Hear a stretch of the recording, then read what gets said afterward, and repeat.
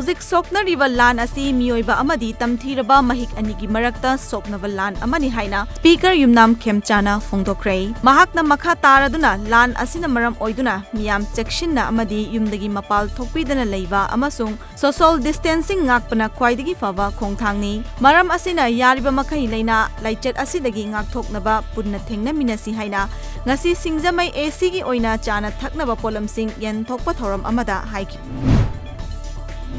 Makhal kayagi sa sanda thokanba leina foot and mouth disease leitaba Khurai Assembly constituency ama oihananaba Vision Khurai 2022 na ngasi sa sanda hidak kapthokpagi thabak paikhatpa hokre. Social worker khagokpam khambagi mireng makhada Vision Khurai 2022 na Veterinary and Husbandry Department ga khushamnaraga pangthokpa hidak kapthokpa adu ahanbagi oina khabaisoi amadi khomidoki polling tarukta pangthoki.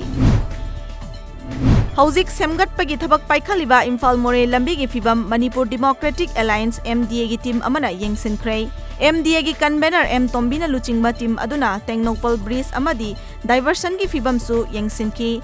M Tombina lambi asi ningthina semgatlambasi yam phai mapumphana loisilaba matamdadi yamna nungaiba oirani adubu drainage ningthina loisindaba retaining wall chandabasidi nungaite masi yengsin haningi haiba wafam thamlakle.